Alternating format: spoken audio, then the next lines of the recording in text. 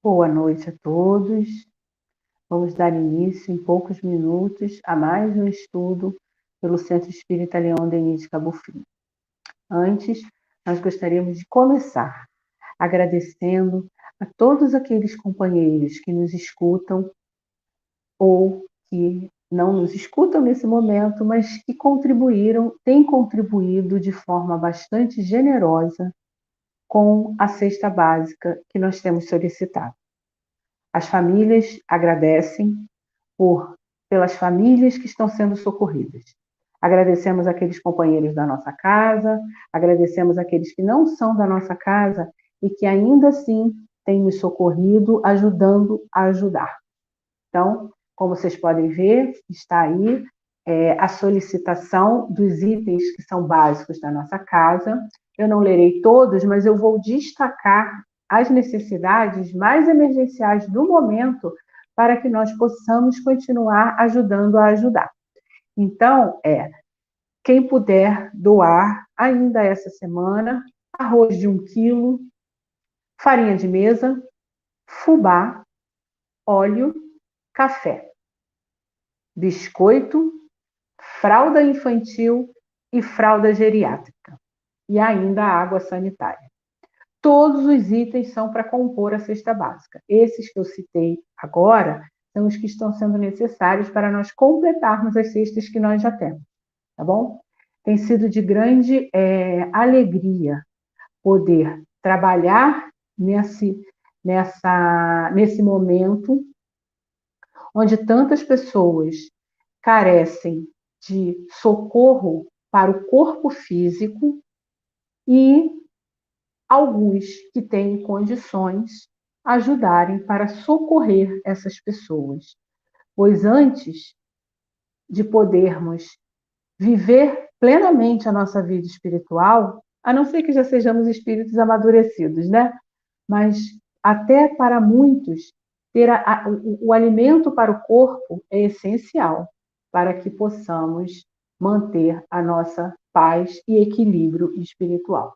Então, segue aí a lista que o nosso companheiro está passando para que possamos ter esse momento, né, de fazer alegre, aplacar a fome, ajudar na limpeza, alegrar uma criança com uma parte das nossas possibilidades, né?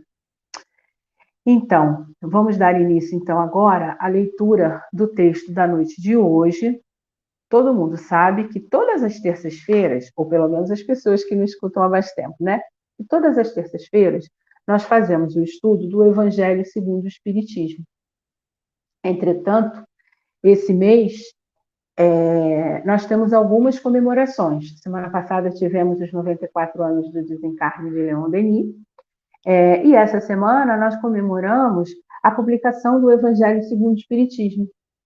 E hoje nós falaremos, não dando sequência aos estudos do Evangelho segundo o Espiritismo, mas nós falaremos sobre os 157 anos de publicação do Evangelho segundo o Espiritismo. Então, o nosso tema da noite de hoje é Kardec e o Evangelho.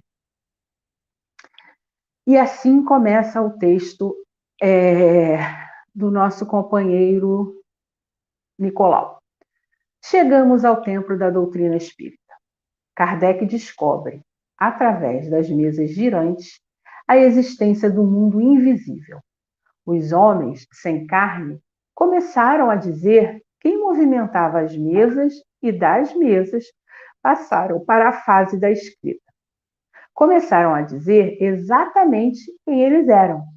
Assinavam as mensagens, diziam de onde eles vieram, diziam o mundo de onde vinham, e sempre declarando o próprio nome. É quando o Espírito de Verdade e outros mais, como Luís e tantos outros, convocam novamente o codificador para atender às necessidades do homem, as necessidades que o homem tem de Deus, as necessidades da crença, as necessidades da paz interior, que todos precisamos nos momentos mais profundos da nossa existência. A isso dizemos: Pai, Perdoa as necessidades que o homem possui de reconhecer-se como teu filho, as necessidades que o homem possui de alguém dizer a ele: filho, erraste, corrige o teu comportamento, modifica o teu modo de ser. O homem ainda, o homem ainda precisa dessa ideia divina, dessa paternidade maior. E Allan Kardec, repito-lhe, convocado pelo Espírito Verdade, reúne em torno de si texto daqueles que, amando a sociedade terrena, sabendo dirigir-se a ela pelo coração, sabem mostrar a esta mesma sociedade as necessidades de sua natureza íntima. Sabem mostrar ao homem o caminho da paz, da honradez, da bondade, do amor fraterno, do amor filial, do amor entre irmãos. Sabem mostrar ao homem que tem um momento que ele precisa parar com o sentimento de ódio, de vingança. O homem precisa que alguém lhe diga que ele necessita combater o ódio, que ele necessita perdoar, que ele necessita honrar a seu pai e a sua mãe, que ele necessita orar a Deus, ao Pai. E, novamente, Kardec, atendendo ao grande objetivo do Espírito Verdade, convocado por todas essas potestades divinas, escreve aquele que será o mais momentoso, mas dos mais momentosos livros da codificação. E eis que um dia, exausto do esforço intelectual que desenvolveu para escrever a obra, ele a apresenta ao público, secretamente agradecido a Deus, porque ele sabia que naquela época não bastava tocar a mente do ser humano, era preciso tocar-lhe o coração também. E de coração tímido, recebe os primeiros exemplares do Evangelho segundo o Espiritismo e dedica-o intimamente a Deus, o Pai. Depois, então, dirige-se a toda a humanidade, entregando-a a esta mesma sociedade que sofre, que chora. E nesta entrega também ele dedica-se a Deus e a esta humanidade. Pois ele sabia que a partir daquele momento não haveria mais tréguas com ele. Todos os religiosos se voltariam contra ele, não os homens de bem, mas sim as sociedades religiosas. E então, em preces voltados para Deus, o Pai, voltado para a humanidade que sofre, voltado para o mundo, ele chora. Talvez das poucas vezes que se viram lágrimas naqueles olhos tão lúcidos, e entrega à sociedade terrena o Evangelho segundo o Espiritismo, dizendo a Deus: Senhor, eis aqui aquele que te serve. Entrego à sociedade mais uma oportunidade para ela pensar em ti, e agradeço-te, Senhor, tudo quanto me dás. Entrego, Senhor, à sociedade humana, o Evangelho, e peço-te, abençoa as minhas forças para que eu não venha falir ante as ondas que naturalmente se voltarão contra mim. Ondas da ignorância e do mal. Mas tenho certeza, Senhor, de que assim como tu me honraste com este trabalho, também honrarei a escolha sendo forte. Entretanto, Senhor, protege-me em minha fraqueza. Eis aí, meus irmãos, aquilo que todos precisam saber, entre muitas coisas, coisas acerca do Evangelho segundo o Espiritismo. Aqueles que o assinarem, aqueles que o escreverem e o fizerem em nome de Deus, colocaram seus sentimentos e o assinaram, responsabilizando-se pela prática do que falaram. Que Deus a todos abençoe, a todos nos ajude e que consigamos manter no coração a certeza absoluta de que faremos aquilo para o qual nos preparamos, para o qual convivemos. E digo a vocês todos, meus irmãos, que lendo o Evangelho, também vocês são responsáveis pelas páginas que aqui estão. É bem verdade que vocês são as páginas ainda sendo escritas, mas quem não é diante da grandeza de Deus? Estamos escrevendo diariamente. Em que categoria espiritual estivermos? Estamos escrevendo diariamente páginas do nosso Evangelho ainda inacabado. Que Deus nos ajude, nos abençoe. Vosso irmão, Francisco Nicolau, do livro Focos de Luz, Psicofonia, de Altivo Panfilo. E assim, nas vibrações dessa bela página, que nos conta uma passagem sobre a escritura do Evangelho segundo o Espiritismo, é que nós rogamos a Baltazar, o guia espiritual da nossa casa, rogamos a Jesus, nosso mestre, mas rogamos sobretudo a Deus, para que possamos ter um estudo hoje, onde o verbo utilizado pelo nosso irmão Roberto seja de harmonia, de esclarecimento, de reconforto para as almas que escutam. Que a palavra do plano espiritual que possa advir após o estudo da noite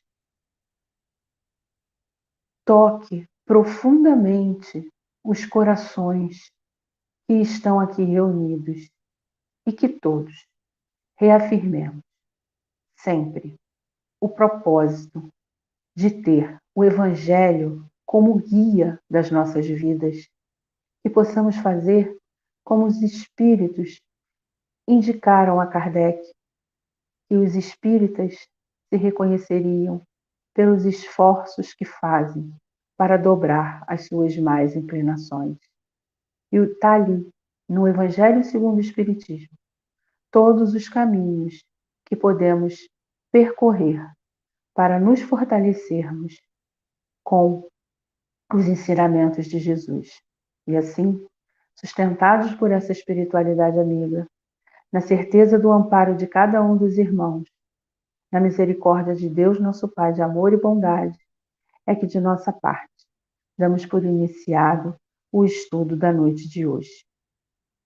Que os bons espíritos envolvam o Roberto para dar início à nossa reflexão. Graças a Deus. Boa noite a todos. Que nossos meus pensamentos sejam sempre de agradecimento à casa, né, aos mentores espirituais, que nos proporcionam um estudo. E hoje muito alegre por ser um estudo diferenciado sobre os 157 anos do lançamento do Evangelho segundo o Espiritismo. Sem menosprezar, com todo respeito às outras obras, mas essa é a obra. O Evangelho segundo o Espiritismo é o livro dos livros.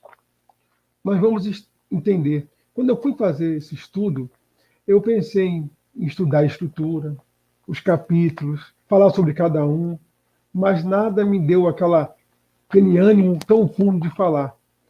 Aí, quando eu vi essa mensagem do Nicolau, Francisco Nicolau, ele falando de São Luís, ele falando do Espírito da Verdade, me veio à mente. Vou falar dos bastidores, vou estudar sobre os bastidores da doutrina espírita, os bastidores do que é o Evangelho segundo o Espiritismo. Porque muitos me perguntaram assim, poxa, Roberto, no filme de Kardec eu queria mais. Ele não falou sobre o livro do Evangelho, que era o próximo livro, ele falou no filme sobre o livro dos Espíritos, o livro dos Médiuns. Aí eu pensei, poxa, que o livro do Evangelho daria outro filme, talvez uma série, não sei quantas temporadas, né? A gente ficava vidrado na televisão assistindo. Isso, porque a gente vai entender por que isso, os bastidores, por que Francisco Nicolau citou São Luís, citou o Espírito da Verdade. Porque lá por volta de 1863, 1864, por que isso? Porque o livro foi lançado em 15 de abril de 1864. 64, tá? Então ele começou a escrever em 1863. Kardec era rápido. Então vamos lá. O que os bastidores não contam, que poucos sabem? É isso que a gente vai tentar estudar aqui hoje. A gente vê que essa obra é uma obra totalmente de uma moral prática cristã. Não são palavras minhas, são palavras de São Luís. É um tratado, uma obra de caráter moral cristão, moral prática. Então não é um livro filosófico. A gente vai ver, quando fez 100 anos do Evangelho segundo o Espiritismo, a tamanha importância. Chico Xavier, através de Emmanuel, psicografou um livro, o Livro da Esperança. Até pouco comentado, só sobre o Evangelho, em comemoração dos 100 anos. Mas em 9 de outubro de 1961, que era Chico Xavier, não é Kardec, tá? Ele lançou um livro intitulado O Livro da Verdade. Olha só, tanto o Espírito da Verdade, Livro da Verdade, né? Por que esse propósito? Olha que troço interessante. Ele fala no prefácio, um prefácio lá, chamado Prece, né? Ele fala o seguinte: antes de falar, olha quem assina a mensagem desse livro, só para a gente ver a importância, falando sobre o Evangelho. Bezerra de Menezes, André Luiz, Caibar Schutel, Eurípides Barçanufo, Hilário Silva, Amália Franco, Meimei, Emmanuel e outros assinam um prefácio dessa mensagem, para falar do Evangelho. Tamanho respeito dessa obra. Eu vou ler um pedacinho dessa mensagem para que a gente possa entender a magnitude dessa obra, tá? Nos falam assim, ó. Estudando a mensagem libertadora de Allan Kardec, em O Evangelho segundo o Espiritismo, nós, os companheiros desencarnados de quando se encontram ainda em rudes lições na escala física, escrevemos este livro em teu nome.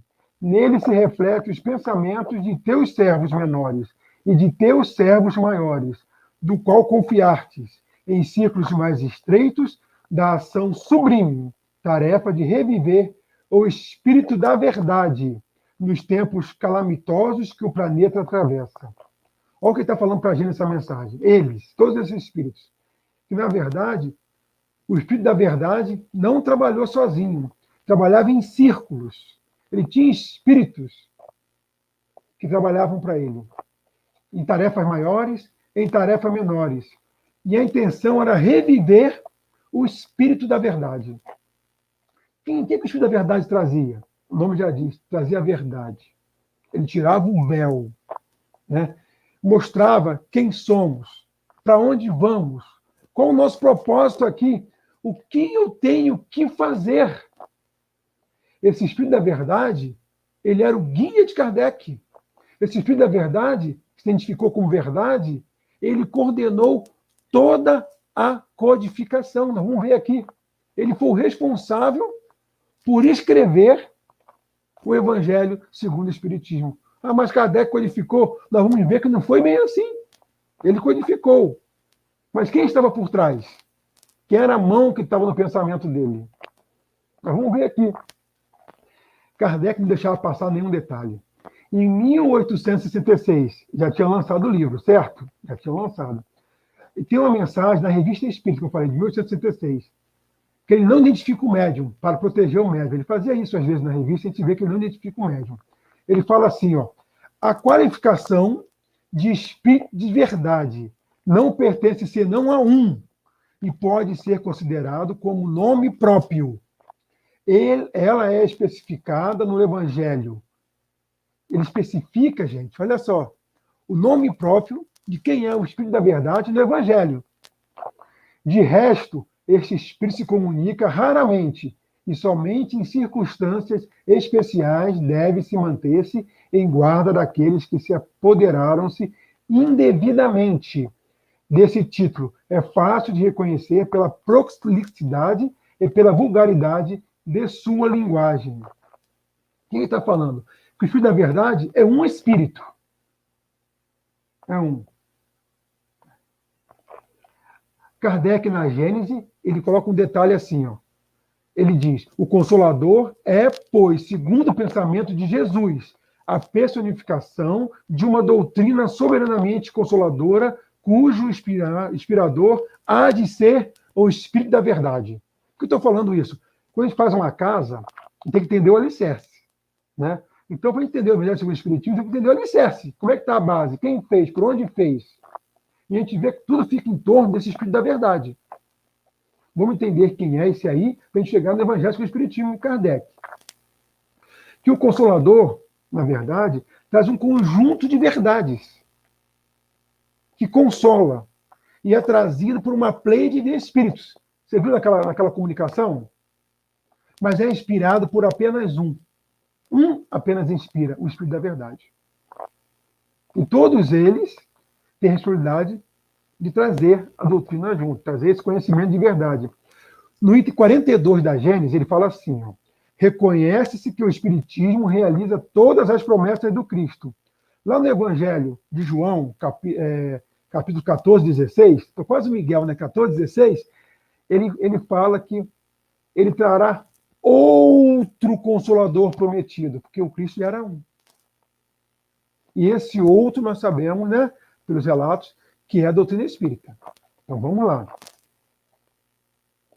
Então, o fato que nós temos é que o Espiritismo é o Consolador prometido por Jesus, que não veio personificado por uma pessoa. Veio personificado, não veio em vários pontos, né? Veio divulgar, tirar o véu, mostrar a verdade em todos os lugares. Mas vamos lá. Em Obras Póstumas, que é um livro muito bom de ser lido também, para não fazer parte da codificação, mas é um livro de notas achadas de Kardec, que todo mundo deveria ler, porque é tamanha importância, fala um negócio muito importante. Kardec, ele adentra na casa onde ele recebia as comunicações mediúnicas, no livro dos Espíritos. Vamos estar na Revista Espírita primeiro. Ele entra naquela casa e ele, sozinho, começa a revisar o livro dos Espíritos. Então, isso aí sempre me deixou curioso, porque como é que um homem só vai revisar uma obra de tamanha magnitude? Era muito passível de erro. Às vezes a Amélie, a esposa dele, a Amélie, ajudava ele a corrigir. Mas assim, mas ele sozinho, ele fazia a correção, ele fazia o apanhado. Eu sempre fiquei assim, esse pessoal, tá? Poxa, como é que um homem só não cometeria erros? Mas isso é uma dúvida minha que eu tirei depois. Vou tirar aqui com vocês também. Então ele sozinho, ele ficava lá corrigindo. E de repente, naquela casa dele, que ele ouvia, que ele fazia os estudos mediúnicos, estava sozinho, ele começa a ouvir pancada. Toc, toc, toc, toc. E ele, como um bom pesquisador, levanta, olha a janela, olha a porta, olha o vento, olha o estofado, nada o incomoda. E começa, toc, toc, toc, as batidas. E ele fica com aquilo meio que, sabe, querendo descobrir o que é. Só que para as batidas e ele continua a revisão. Na reunião seguinte, quando estavam os médiuns, Kardec não iria deixar passar aquilo de mão. E ele coloca lá em Obras Póstumas.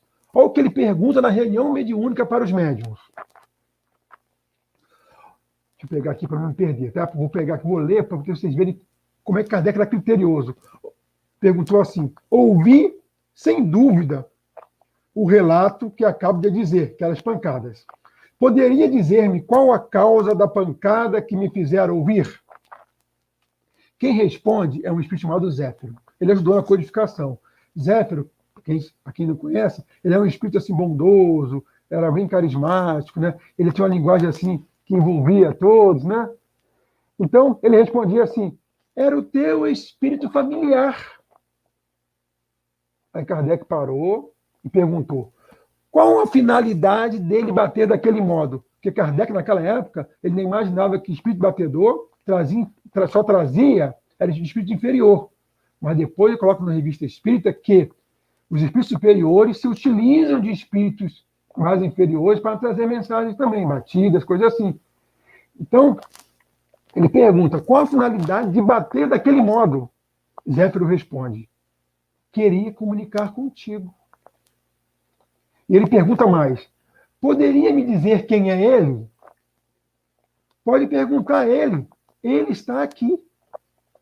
Aí Kardec continua: meu espírito familiar, quem quer que tu sejas, agradeço por ter vindo me visitar. Consistiria em me dizer quem tu és? Aí ele responde: para ti chamar-me-ei a verdade. E todos os meses estarei aqui 1/4 de hora à sua disposição. Gente, olha que informação importante. O espírito familiar de Kardec era o espírito da verdade. Depois dessa data, em todas as suas publicações, ele chama esse espírito de a verdade. Continua: o nome de verdade que adotaste é uma alusão à verdade que eu procuro? Kardec pergunta. Olha o que ele responde: talvez, pelo menos um guia que te ajudará e te protegerá. Gente, o Espírito da Verdade era o guia de Kardec. O que quer dizer isso? Vamos prestar atenção. Ele que vai dirigir a vida e a obra de Kardec. Ele que dirigiu toda a codificação. Já estava tudo preparado para Kardec trazer as obras. Não é o espírito que escolhe, o seu guia. Pessoal, eu vou reencarnar e eu falar assim, eu quero que Emmanuel seja meu guia. Eu vou tomar um cascudo. Brincando. Por quê? Porque não sou eu que escolho. Quem escolhe é a prioridade maior. De acordo com o quê? De acordo com quem sou eu. De acordo com o meu propósito. De acordo com a relevância do trabalho que eu vou realizar. E vai me direcionar. Mas eu já sei o que eu venho fazer. Quem era Kardec, gente? Pelo amor de Deus. Né? Tem um espírito de ordem superior, que é o guia dele, certo? Chamado Espírito da Verdade, que traz a terceira revelação.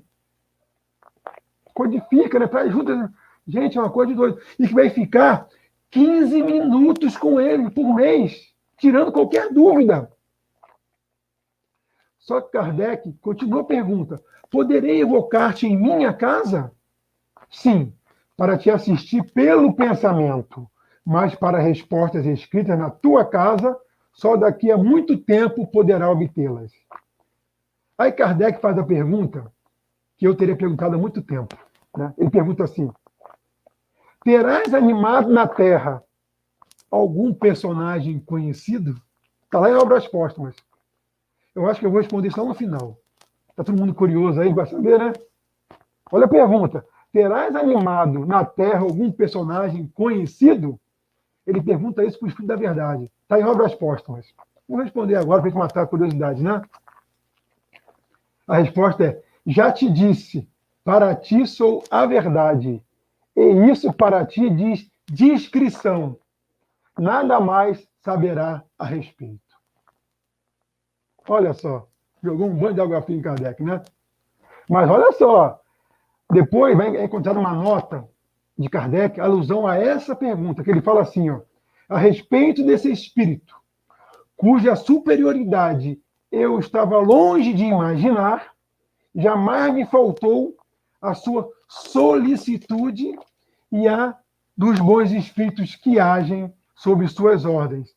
Se manifestou em todas as circunstâncias da minha vida. Olha só, ele sempre esteve presente com Kardec.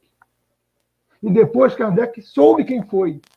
E depois nós descobrimos quem foi, não é? Mas na frente nós vamos descobrir aqui. Então, por que ele citou o Espírito da Verdade, Francisco Nicolau, lá na mensagem? Porque é ele o responsável.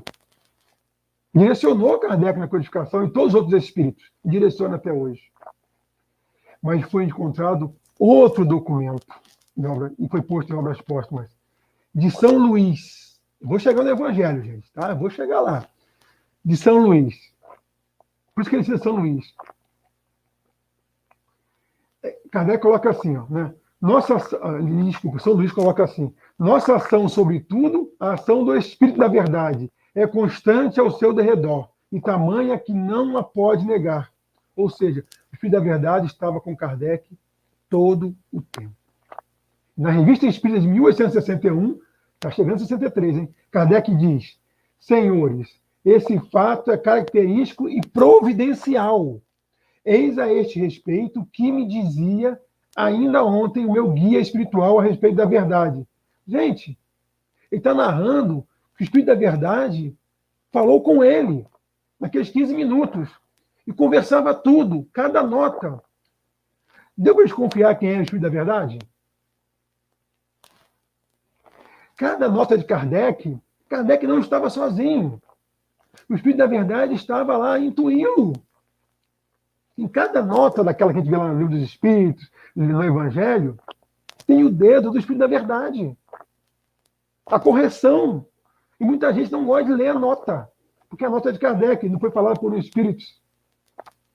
Olha a importância das notas. Devemos ter muita atenção.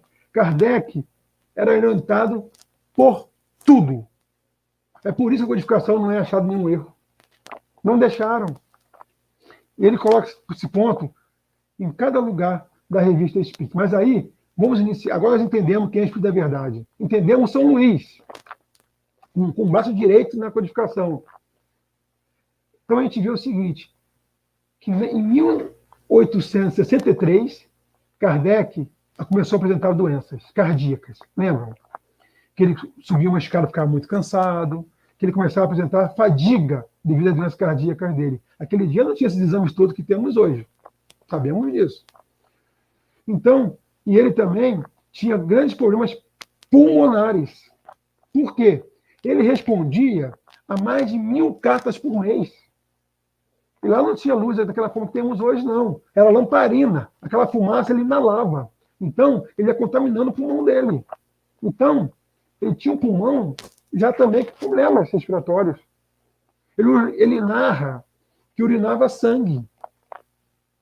Apresentava, né, vários problemas cardíacos, né, pulmonares. Porque ele ficava, problema de urinar sangue, ele ficava muito tempo sentado, respondendo as cartas, analisando, corrigindo, refazendo.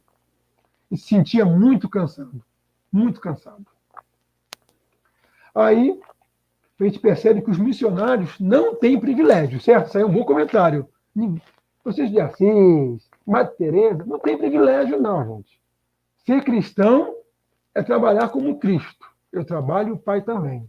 Nós vamos entender isso no Evangelho, quando nós entrarmos lá no estudo dele agora. Só que, o que acontece nesse meio tempo? A esposa dele começa a insistir que ele tem que descansar, que ele não pode ter essa intensidade. Os espíritos começam a dizer para ele que ele tem que descansar, ele tem que repousar, porque senão ia desencarnar. Só que, como bom espírita, doido para trazer a verdade, ele não queria ceder. Ele achava que tinha que corrigir tudo. Então ele tira umas férias. Ele vai para San Andrés, onde é lugar de praia, lugar tranquilo. Só que eu tiro por mim. Às vezes, no final do ano, eu tiro uma semana, né, 15 dias, vou para a Aldeia Velha, né, aqui perto, lugar de cachoeira, de serra. Eu vou com 10 obras espíritas, não leio tudo não, gente, só levo, tá? Levo 10 obras espíritas, levo notebook, e chego lá, eu começo a analisar, começo a estudar, começo a anotar, não consigo descansar. Descansar, eu falo assim, eu paro uma coisa, mas começo em outra. Imagine Kardec, ele iria ficar quieto, descansando, vendo televisão, não tinha televisão, né? Não tinha Netflix.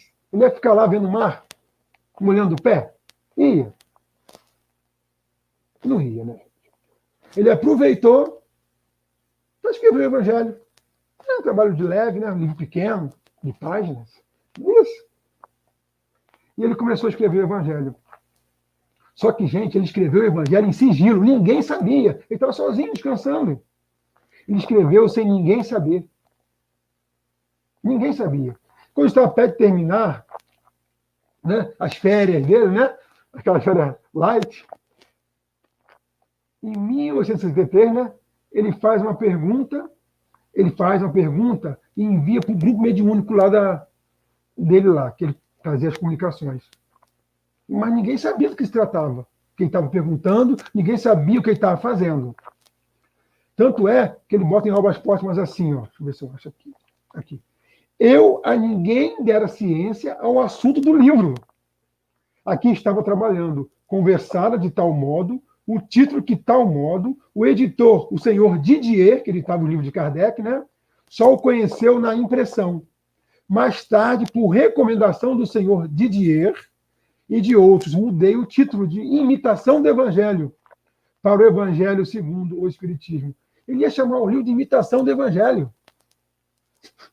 Mas o senhor Didier convenceu de chamar o Evangelho segundo o Espiritismo. Só que isso ainda é importante.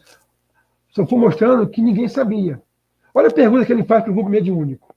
Que pensais da nova obra que trabalho nesse momento? Colocou no envelope e enviou. Gente, os médicos pegaram aquela sala de reunião deles, leram essa pergunta. O que pensais do que eu estou escrevendo? Não tinha nem noção do que ele estava escrevendo. Para todo mundo, ele estava de férias. Antes de ler isso aqui, eu vou falar que no Reformador de 2014, na revista Reformador de 2014, tem 2 cartas achadas recentemente, né, em 2013, por aí, publicadas lá, nos alfarrábicos de Kardec, que ele narra, quando ele escreve 2 cartas a Amélie, dessa época que ele passou escrevendo o Evangelho, a dificuldade, as situações. Se der no final, eu leio as 2 cartas. Mas se eu não der, fica a recomendação. Está no Reformador de 2014. Você entender que não foi fácil. Renúncia, obsessão, chegaram até a mudar o clima do lugar. O clima mudou, caiu tempestade. Tudo para interferir na produção do evangelho, que ninguém sabia. Kardec estava sozinho. Sozinho, entre aspas. Lembram que eu falei lá, por que eu falei aquilo tudo antes? Que ele tinha um amparo total do Espírito da Verdade? Que ele conversava com ele, ele ficava à disposição 15 minutos para ele por mês, e podia evocá-lo em casa pelo pensamento em qualquer momento? Olha quem estava aí, ele não estava sozinho, gente. Mas vamos lá. Eu sei que vocês querem saber a resposta do grupo mediúnico, né? Quem responde é São Luís. Tinha que ser, né? E vem a resposta para ele. Porque ele estava escrevendo com o amparo do pensamento do Espírito da Verdade, mas ele sempre quer perguntar, quer ter a certeza, a confirmação, não é isso? E ele pergunta. Ninguém sabia. E São Luís, em 9 de agosto, olha que o livro foi lançado em 15 de abril de 1964. Então, em 9 de agosto de 1963, ele não tinha terminado ainda o Evangelho segundo o Espiritismo, mas estava nos seus finais. E eles respondem assim, São Luís responde assim, essa aqui é a definição que nós deveríamos dar do Evangelho para quem perguntar. Como você definiria o Evangelho do Espiritismo? Que é a definição de São Luís, no Espírito da Codificação. Ele fala assim, ó, esse livro de doutrina terá considerável influência, pois explana as questões capitais, e não só o mundo religioso. Encontrará nele as questões necessárias, como também a vida prática das nações. Vou repetir, vida prática das nações. Aurirá dele instruções excelentes. Olha só, vou parar um pouquinho aqui. Não é uma obra religiosa apenas. Ele agirá uma diplomacia sobre as nações. Gente, esse livro é um livro para regenerar o planeta. É um livro para alcançarmos um planeta ditoso.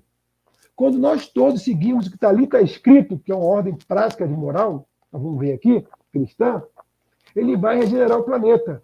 Ele é um processo civilizatório, esse livro. Tão fantástico que ele é. Por isso que eu falei, com todo respeito às outras obras. Nós faremos um dia tudo que ali está escrito. Só que São Luís continua. Fizeste bem. Entretanto, as questões de alta moral prática, do ponto de vista dos interesses morais, dos interesses sociais e dos interesses religiosos. Ou seja, interesses morais, sociais e religiosos. Abrange todas as questões da humanidade hoje. Ele é atual. Ele era para estar como livro de cabeceira a todos os chefes de nações, para atender os interesses morais, sociais e religiosos do planeta. Mas tudo bem, vamos continuar para a gente poder... A hora avança, né? Aí São Luís fala assim, a dúvida tem que ser destruída. A Terra e sua população civilizada estão prontas. Já os seus amigos do além-túmulo te rotearam. Lança-te a semente que te confiamos, porque é tempo de que a Terra gravite na ordem irradiante das esferas e que saia, afinal, da penumbra e dos nevoeiros intelectuais. Gente, olha o que está falando aqui. Nós já temos conhecimento. Nós já atingimos a intelectualidade necessária para mudar a moral. Nós não vamos avançar mais intelectualmente. Vai ser devagar. Nós estamos no ponto de avançar a moral, porque elas andam juntas. Nós estamos numa penumbra de nevoeiro intelectual. Ou a gente se forma, estuda a física quântica e forma bomba atômica. A gente estuda avião e faz caça. A inteligência está aí. Se forma em mestrado em química e vai trabalhar, às vezes, fabricando entorpecentes. A inteligência está aí. Falta colocá-la numa moral cristã para ajudar o próximo. É isso que está falando. Já chegou o tempo dessa mudança. O Evangelho mostra como mudar, porque lá está o tratado prático. Vamos lá. Aí André Luiz continua aqui, né? cadê? Deixa eu ver aqui. André Luiz, não, desculpa. São Luís. Acaba a tua obra e conta com a proteção de seu guia. Quem é o guia dele? O Espírito da Verdade. Como ele continua? Acaba a tua obra e conta com a proteção de teu guia. Guia de todos nós.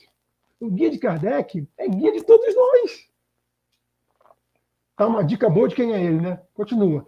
E como auxílio devotado dos espíritos que te são mais fiéis, em cujo número hei de me incluir sempre. Pode contar comigo. Aproxima-se a hora em que te será necessário apresentar o Espiritismo qual ele é, mostrado a todos a verdadeira doutrina ensinada pelo Cristo. Aproxima-se a hora de que a face do céu e da terra terás que proclamar. Olha só o que ele fala, como é que é forte. Daqui em diante ele é forte. Ele não deixa dúvida que o Espiritismo é a única tradição verdadeiramente cristã. É a única tradição verdadeiramente divina e humana. Ao te escolherem, os Espíritos conheciam a sua polidez, as tuas convicções, e sabiam que a tua fé, qual o muro de aço resistiria a todos os ataques. Compreende agora por que precisava ter sobre as tuas mãos, livres de tanta preocupação, outra, senão a da doutrina? Uma obra como a que elaboremos, em comum acordo, necessita de recolhimento e insulamento sagrado.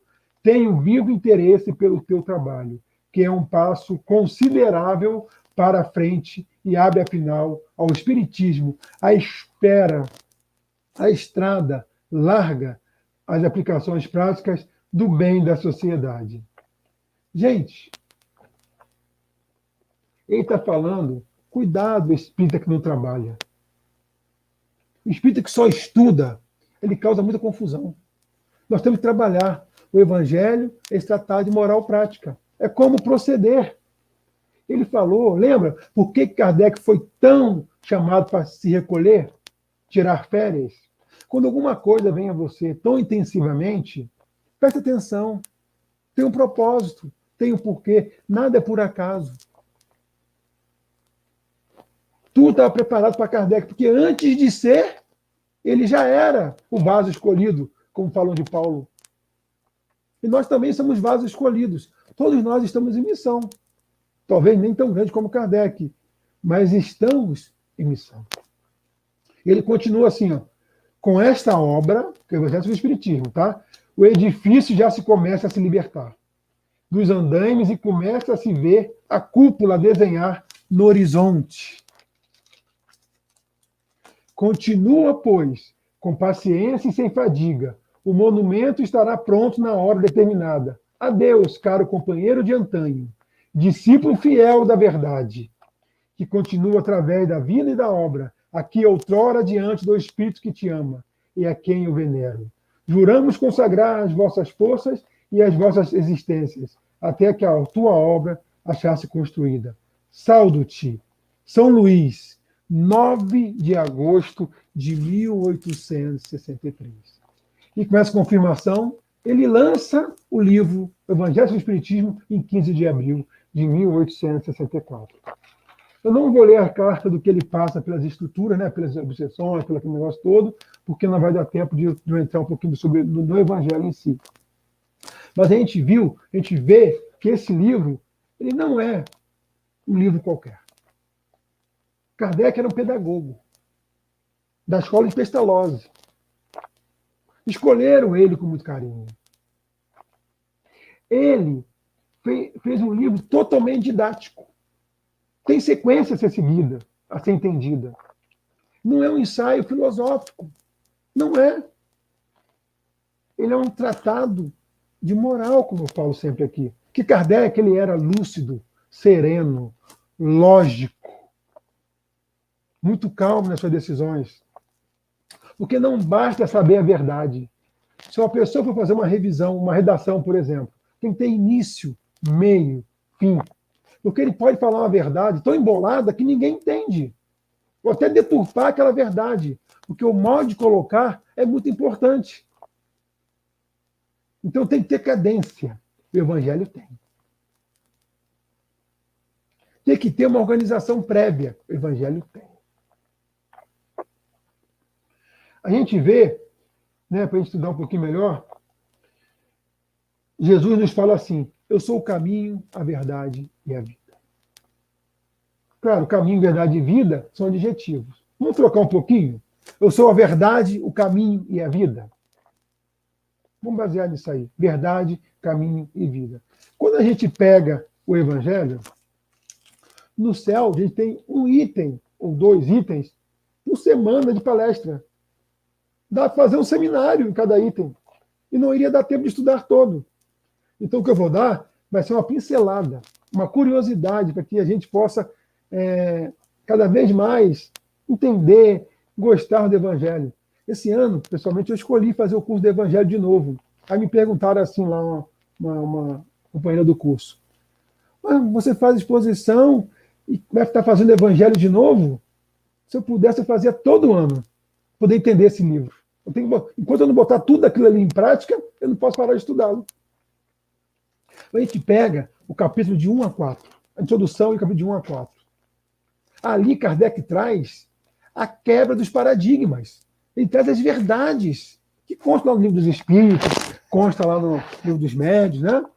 Ele conta a verdade, os fatos, para quebrar paradigmas, aquelas ideias que nós temos fixas. Ele vem falando de vida futura, né? Do reino dele que não é aqui. Vem falando, o reino de Jesus que não é aqui, desculpa. Ele vem falando, né, sobre detalhes enfáticos que nós não acreditaríamos. Porque ele vem quebrar ideias, conceitos de várias encarnações. Então, esse capítulo de 1 a 4, isso que ele faz. No livro dos Espíritos, pergunta 625, a pergunta é assim: qual é o paradigma de conduta da humanidade? A pergunta não é essa também não, tá? Quem é o guia e modelo da humanidade? Mas podia ser assim: quem é o paradigma? Né? Qual a minha conduta? Quem eu tenho que seguir? Jesus. Ele é meu guia e modelo. Então, eu tenho que quebrar meus paradigmas do que eu acho verdade e seguir o paradigma do governador da Terra. Porque a doutrina espírita, ela é a única doutrina. Não vou botar única não, né? Mas é quem explica, que eu não conheço todas, é quem explica Jesus de um ponto de vida espiritual. A maioria explica Jesus como um ser encarnado.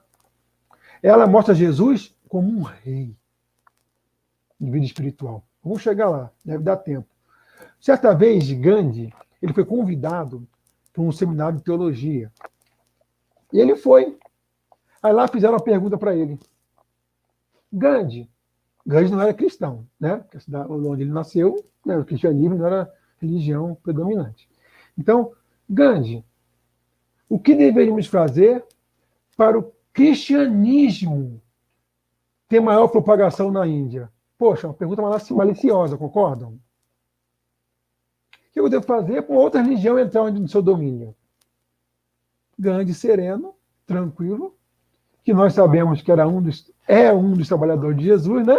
Precursores da doutrina, dos seus ensinamentos. Ele fala o seguinte: primeiro, que o cristianismo seja ensinado sem deturpações.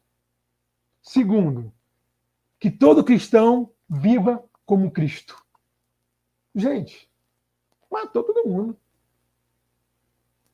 Quem que faz isso hoje?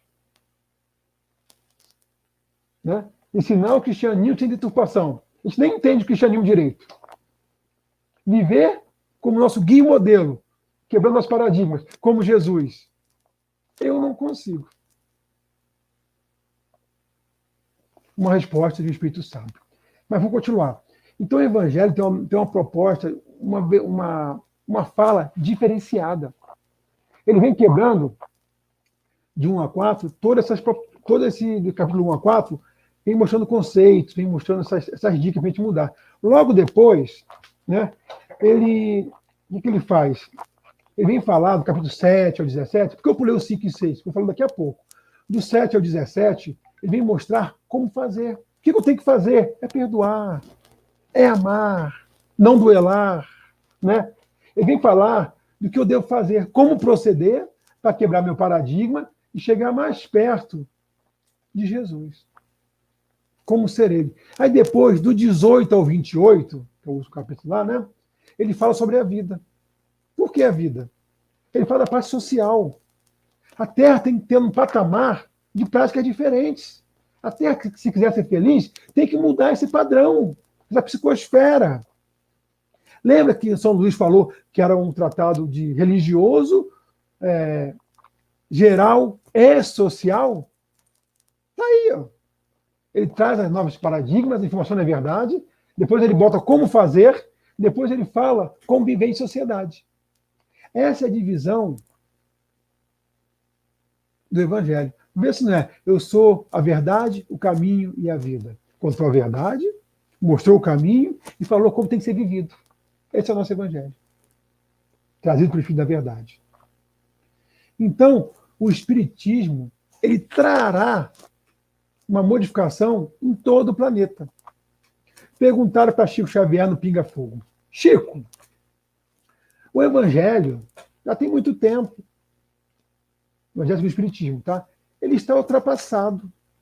Não deveria ter algumas notas de modificações? Aí Chico responde: segundo nosso orientador espiritual, Emmanuel, ele diz: o Evangelho só estará ultrapassado depois que todos nós habitantes, mais ou menos assim, né, terá cumprido até a última ilhota. Claro, depois que nós aprendermos as verdades, saber se comportar, mudar a vida social do planeta, estaremos cumprindo o Evangelho, estaremos num mundo ditoso, um mundo feliz. Talvez um mundo superior, não posso afirmar, mas, com certeza, nós estaremos bem melhor do que hoje. O que falta hoje é falta de verdade, falta de conhecimento na Terra, falta de moral cristã. É isso que falta hoje na Terra. Mas vamos continuar. Então, na introdução do capítulo 1 a 4, quando eu falo que ele bota a verdade, ele demonstra as teses. O Espiritismo, ele é o consolador prometido, porque ele consola a todos. Lembra que eu pulei o capítulo 5 e 6? Porque o 6 é o Cristo Consolador. Ele mostra as verdades e logo depois ele mostra, o 5 ele mostra, vou falar aqui, mas o 6 ele mostra o Cristo Consolador. Por que ele mostra? Para mostrar que ninguém está só. Nós temos o guia de todos nós está junto. Como esteve com Kardec o tempo todo orientando. Ele estabelece as premissas para que a gente possa chegar no Cristo Consolador sabendo algumas verdades. Não adianta eu pegar, nunca li nada, eu vou abrir o Evangelho a qualquer ponto e vou pegar o Cristo Consolador. Eu não vou entender o Cristo como um ser, um rei do mundo espiritual, do governador do planeta. Eu não vou entender o Cristo sem entender a vida futura. Eu não vou entender. Então não adianta eu pular o capítulo de 1 a 4. A não ser que eu tenha estudado o livro todo e eu volto, aí eu fico estudando ele salteado. E o capítulo 5? O capítulo 5 ele fala sobre bem-aventurados aflitos, antes do Cristo Consolador. Por quê? Ele não pode falar do Cristo antes de falar das dores. Porque muita gente acha que dor é castigo. Dor é proposta de modificação. Dor era para mudar o nosso entendimento, porque ela exige mudança. Então ele fala disso para a gente, nesse capítulo 5, para que a gente entenda a dor como fator de progresso. Então, aí sim, nós vamos passar por a dor. Mas o Cristo está junto com a gente. Você não vai passar sozinho, eu estou ao lado. Que ele vem com o Cristo Consolador. Vamos passar por essas dores? Vamos aprender?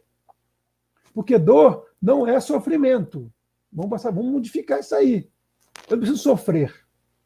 Eu vou passar pela dor com resignação, entendendo aquele motivo. E com Cristo ao meu lado. Meu Espírito guia ao meu lado. Que não seja o Espírito da verdade. Mas ele também é meu guia. São Luís falou que ele é o guia de todos nós. Então, nós abraçamos o Cristo Consolador, que consola. Então, eu já sei as verdades. Eu conheço por que eu passo por essa situação doída. E conheço o Cristo, que me consola. E depois, do capítulo 7 em diante, ele mostra o proceder, o caminhar. Qual o critério dos espíritos do Evangelho do Espiritismo? Já perceberam isso? É um critério universal. Ele não escreve a doutrina, o Evangelho, para espíritas. Ele escreve para o mundo, porque é um tratado para o planeta. Ah, Roberto, não consegue entender. Nós temos comunicações lá de espíritos de outros planetas. Kardec não coloca lá, mas vai estudar a revista Espírita, nós vamos ver. Nós temos comunicações lá de espíritos de todos os cantos do planeta Terra, de todas as religiões. Quer ver? Qual o primeiro espírito que Kardec ele faz o seguinte, né? Como é que ele bota o Evangelho? Como é que ele orienta? Ele bota a passagem do Evangelho, certo? Depois, ele faz o comentário, uma nota. Depois, ele coloca as instruções dos espíritos. Não é isso que ele coloca lá? Essa é a sequência do nosso Evangelho. Ele bota uma mensagem do Evangelho, ele comenta, depois a instrução dos espíritos. Qual é o primeiro espírito que se comunica no Evangelho segundo o Espiritismo? Primeiro espírito, isso é importante. Ele assina como um espírita israelita. Ah, mas Kardec não fala mais sobre isso. Mas quando nós vamos nas revistas espíritas procurar saber quem é ele, quem recebe ele é um médium chamado Senhor Rodolfo. Esse médium, ele era judeu. Esse espírita que assina como israelita, ele dá várias mensagens na revista Espírita para Kardec. E era um rabino judeu. Gente, um ambiente judaico, dando comunicação do Evangelho do Espiritismo. Kardec botou ele lá, porque ele é universal. Ele é para todo o globo. Porque, na verdade, é só a espírita que reencarna? É só o espírita que tem perispírito? É só o espírita que tem obsessor? É só o espírita, né, que tem essas coisas todas que nós estudamos? Claro que não. Todo mundo tem. Querendo ou não. É um fato. Contra fatos não se tem argumento. Então, nós vamos ter que ampliar a mente, né, para esses desafios que estão por vir. O Evangelho não é fantasia. Quando a gente lê, acha bonito, acha bacana, parece uma coisa, uma utopia a ser seguida, mas não é. A gente falou que nós vamos seguir. Os costumes políticos, nós vamos estudar naquela época os costumes políticos para entender como é que funcionava Jesus. Kardec é tão criterioso, tão detalhista, o que ele faz? Na introdução, ele estuda os fariseus, saduceus, todo aquele povo da época que a gente possa entender. Porque é confuso entender aquela época que ele vivia. Mas ele relata para a gente, coloca lá. Como assim? Eles não sabem, vou colocar aqui um pouquinho como é que eu vivo, como é que é a ciência daquela época. Então, essa proposta toda não é minha. Por isso que eu tive o detalhe de ler várias passagens. Quem coloca isso são os espíritos mais elevados. Da Pleiade, que é responsável por tirar um véu desse conhecimento. A gente vê que Kardec trabalha na introdução do livro dos Espíritos. Ele fala que o doutrina espírita, ele não inventou o espiritismo. Não inventou, gente. Ele fala de Sócrates e Platão. Sócrates, ele, né, colocava as ideias da espírita cristã, bem nítida. A alma é eterna. Ele falava que a verdadeira filosofia, né, é aquela vinculada ao ser espiritual, aos interesses espirituais. Isso era Sócrates. Ele fala, conhece-te a ti mesmo. Inclusive tem uma passagem de referência aí para o livro dos Espíritos. Então, Platão vai e coloca também. Então ele Ele mostra, Kardec, lá na revista Espírita também, ele faz questão de colocar uma comunicação celta, mostrando que os celtas também tinham a visão de doutrina espírita, e traziam conhecimento de doutrina espírita. Então, nós fomos nós que inventamos. Ele acaba a introdução e adentra o primeiro capítulo. Qual é o primeiro capítulo? Eu não vim destruir a lei. Por isso que eu falo a verdade. O que ele fala? Que a lei natural é a lei de Deus. Ele fala isso no Evangelho. Lei natural é a lei de Deus. Eu querendo ou não, a fantasia acaba. A arrogância do cientista vai por água abaixo, porque ele mostra que quanto mais eu sei que nada sei. Sócrates falava isso.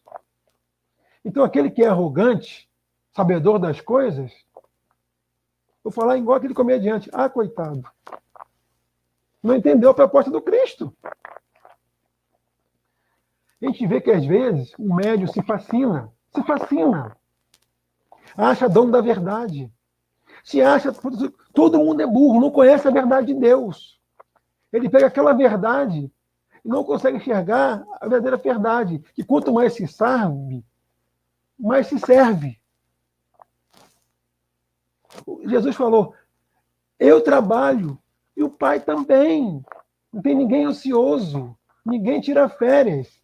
Lembra que eu falei Kardec lá? A gente não tira férias. A gente arruma mais trabalho. E fica feliz por isso, para poder servir. Quando faltam 4 minutinhos, a hora passa rápido. Vamos lá. Meu reino, segundo, o meu reino não é deste mundo. Gente, esse capítulo é fantástico. Ele mostra Jesus, como eu falei, em um plano espiritual, com uma coisa muito maior do que um ser que viveu entre a gente. Muito maior. Tem a comunicação de um espírito chamado La Rainha de France. Ela mostra mais ou menos assim na comunicação, falar rápido. Eu fui rainha. E hoje descubro que o rei da terra é Jesus. Um espírito, rainha, descobre, vem falar com humildade que é Jesus, o nosso rei, o rei espiritual, o governador do planeta. O Espiritismo é a única obra que mostra Jesus de uma forma diferente, como ele é. Então a gente vê que o Cristo Consolador, eu sei que acabar daqui, todo mundo vai ler o Cristo Consolador. É fantástica essa mensagem, que ele consola, ele abraça, ele leva. O de nosso destino é a perfeição. Então, como eu falei, ele mostra o caminho. Ele mostra o caminho nos capítulos até o 18, do 7 até o 18. Como proceder. Mas ele não acaba por aí. Ele vai lá, ele termina com preces. Muitos espíritas falam, é uma referência à prece. Para aprender a fazer prece. Mas prece não é religar a Deus? Não. Kardec faz um resumo de toda a doutrina das preces. A prece é um resumo de toda a doutrina espírita. Leiam as preces. Ele roga, ele pede, concede. É um resumo. Gente, nós só acreditamos, na verdade, naquilo que queremos. Mas a verdade está aí. Eu acho, eu não acho, não vai mudar a lei natural. Não vai mudar. Eu tenho uma obra de tratado, eu tenho oportunidade de estar nessa encarnação com um tratado de moral prática que vai regenerar o mundo. Eu dispenso ele. Não leio. Evangelho não é livro de cabeceira, é livro de cabeça. É para estar no pendrive, dentro da cabeça, no carro, em tudo que é lugar. Porque é para ser sentido, vivido, praticado. Esse é o Evangelho, segundo o Espiritismo. Não é uma obra qualquer. Por isso que eu me importei em mostrar o alicerce dele. Então, é uma educação de um bem-querer. Queremos ser felizes? Vamos praticar o plano Evangelho. Simples. Não é fácil. Mas os Espíritos nos falam que é preciso só um pequeno esforço para nós quebrarmos nossos paradigmas nessa situação que estamos hoje. Que bom, né, pessoal? Que nós fomos privilegiados em encarnação com esse conhecimento. Que bom que temos essa obra nas mãos. Não desmerecendo as outras. Vamos estudar as outras. Mas não deixemos nunca de estudar o Evangelho. E cada vez que a gente se adentra, a gente aprende mais. Se aprofunda, aprende mais. Porque ali está o dedo do Espírito da Verdade. Kardec isolado fazendo. Como acabou ali o tempo, deixar uma mensagem. Perguntaram a Madre Teresa. A Madre Teresa, aquele carinho, né? Que quem já olhar, já dá até sai lágrima do olho, né? Perguntaram: o que você diz a Deus quando está orando, Madre? Ah, eu não digo nada, não. Eu só escuto. Ah, e o que ele fala para a senhora, Madre Teresa?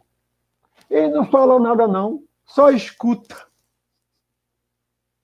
Esses somos nós. Vamos manter o nosso silêncio. Vamos estudar. Nós somos seres individuais. Somos deuses e potenciais. Nós já temos o que precisamos nas mãos. Basta ter o bem-querer. Que Jesus possa nos amparar, que o Espírito da Verdade possa estar ao nosso lado, nos guiando, né? Lá no Evangelho diz quem é esse Espírito da Verdade, né? Não vou falar aqui não, para que vocês possam ler, para que vocês possam entender, e que a gente possa estar sempre amparando com ele, estudando o Evangelho. E parabéns, né, a essa obra fantástica que veio a nós para modificar o planeta. Graças a Deus.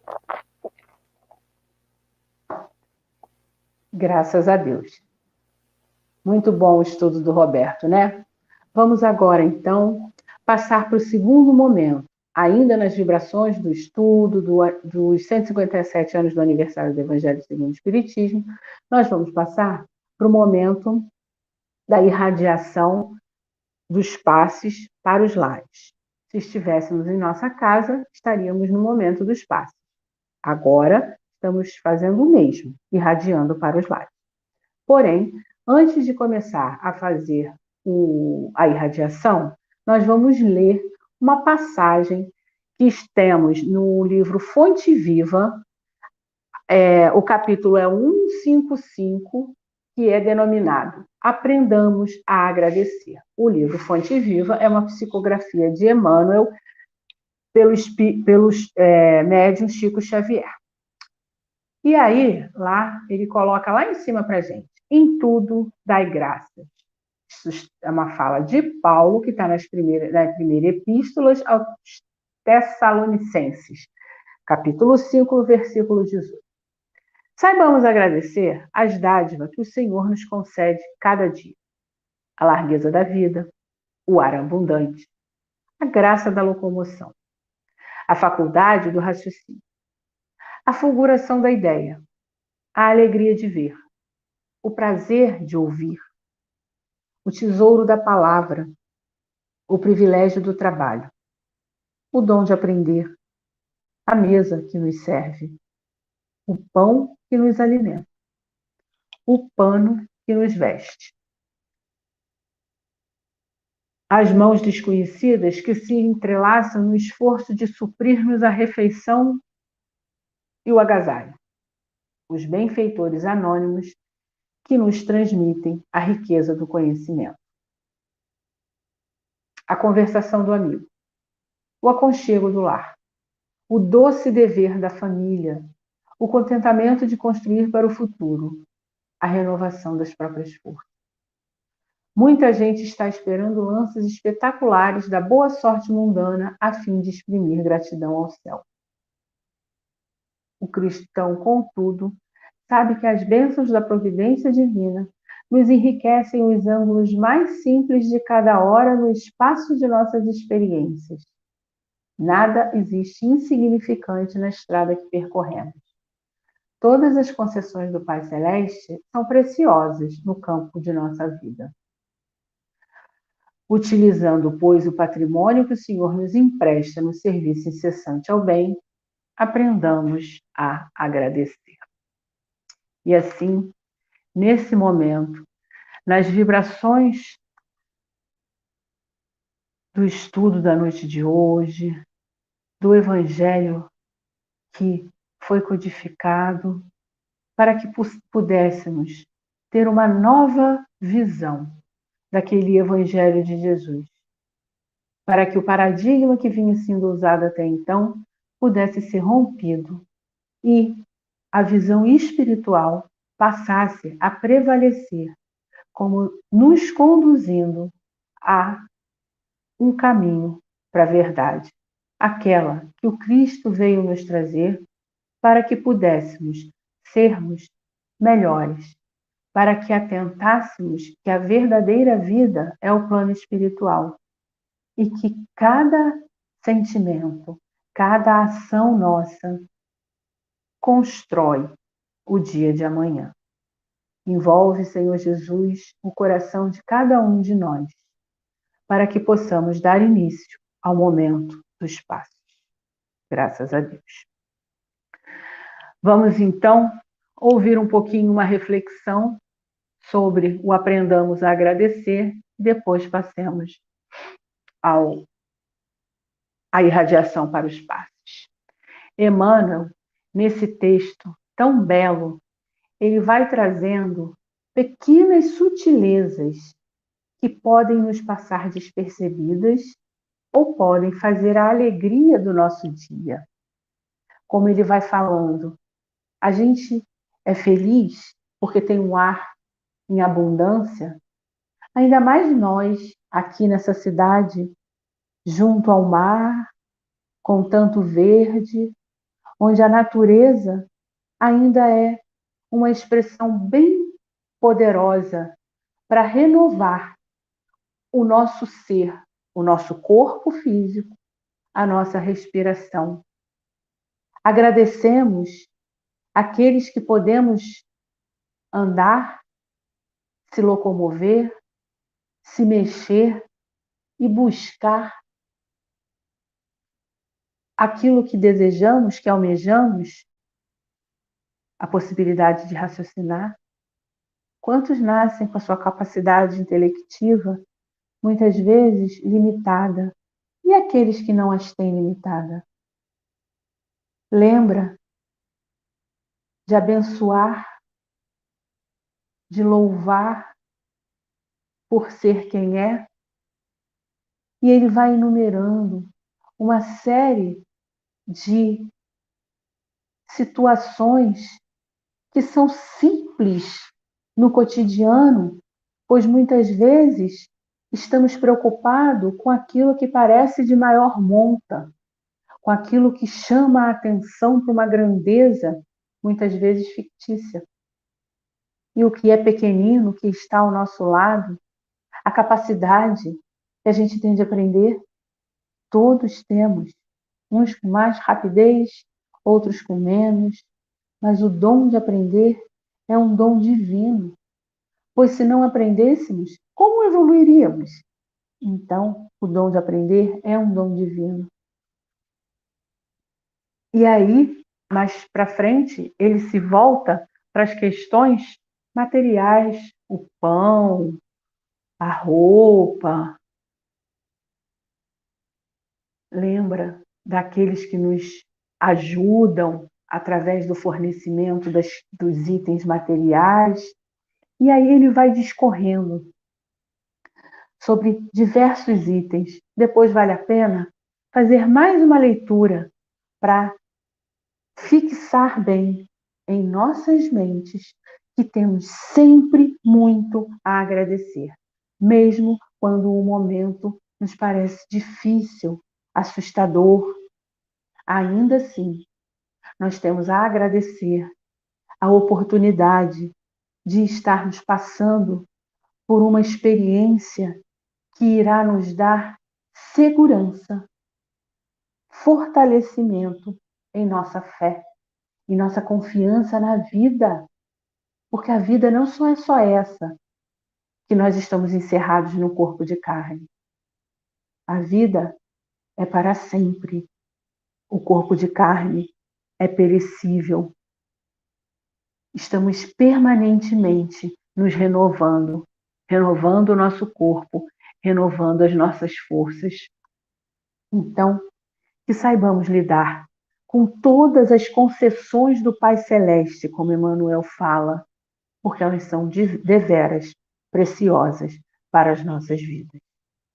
Vamos então agora, todos nós, e os médios em especial, unir os nossos pensamentos à espiritualidade amiga da casa, para que possamos, de nossa parte, colocarmos o nosso psiquismo a serviço do trabalho dos bons espíritos, socorrendo aqueles que necessitam de socorro, esclarecendo aqueles que necessitam de esclarecimento,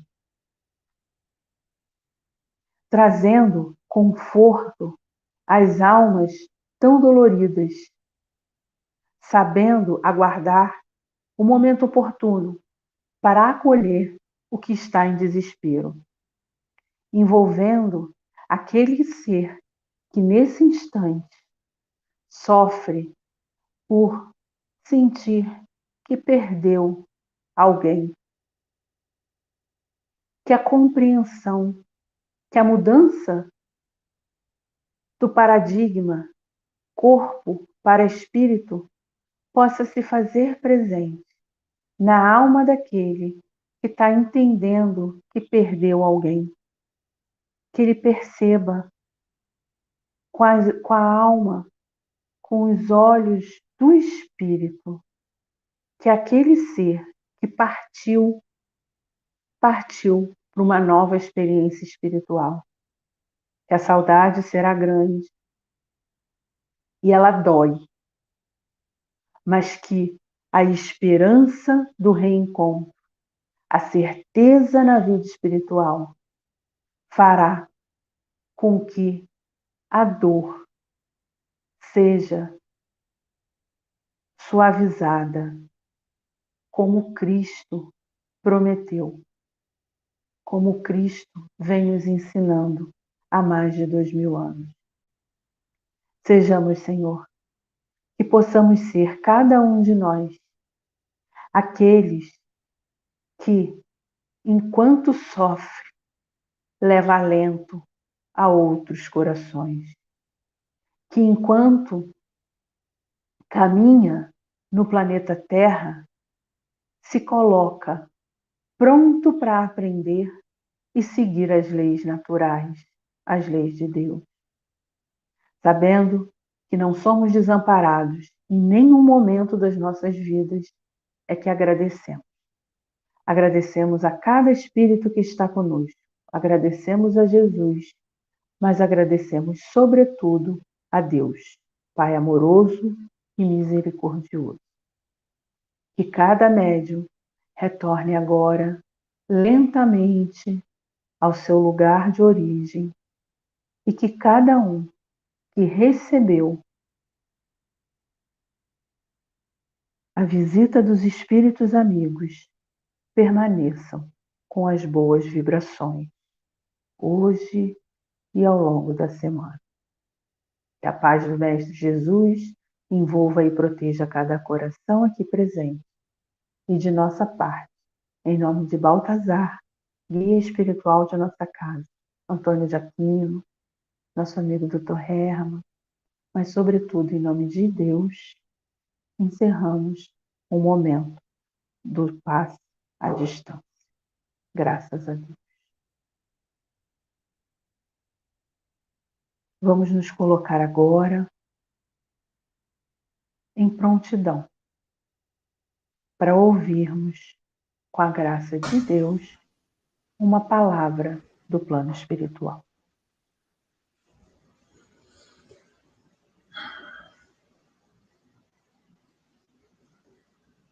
Jesus Cristo, abençoe e proteja o coração de todos os irmãos presentes.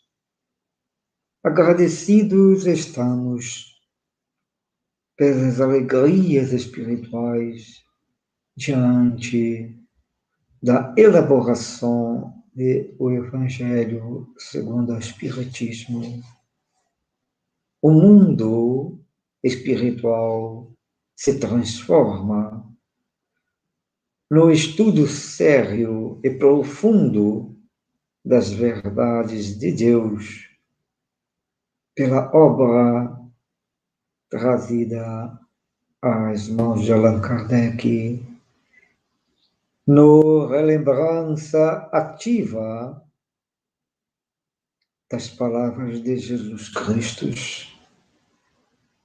da Boa Nova para a humanidade.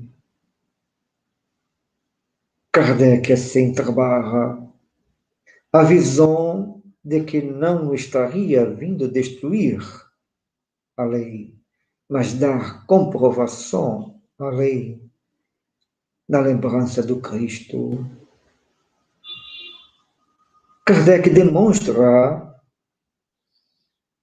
na sequência da visão das muitas moradas na casa do Pai, no sentido de unir ciência e religião, para que compreendamos a visão do Cristo, a demonstrar para todas nós os mundos habitados.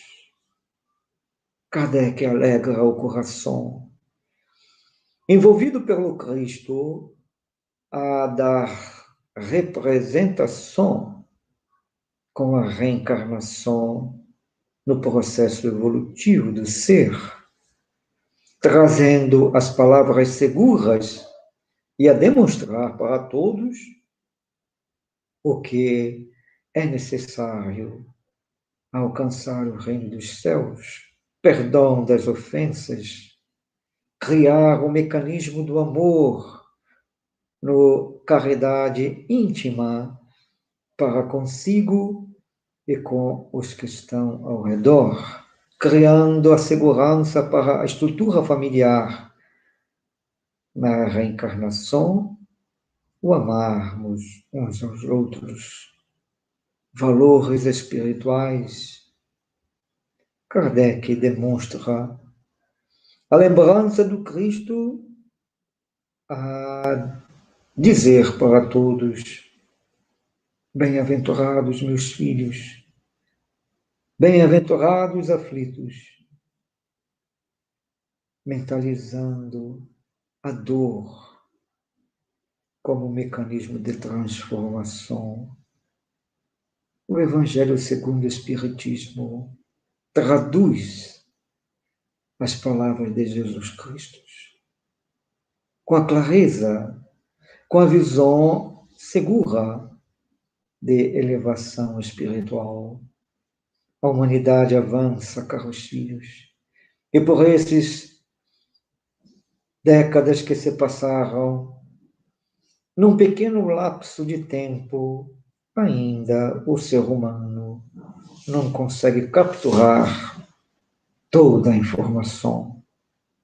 É preciso demonstração dos espíritas no entendimento da lei, demonstração dos espíritas na comprovação do amor e do perdão, demonstração do espírita no entendimento dos valores da reencarnação, na proposta de avanço e progresso, na demonstração do espírita no valor de socorrer aos aflitos.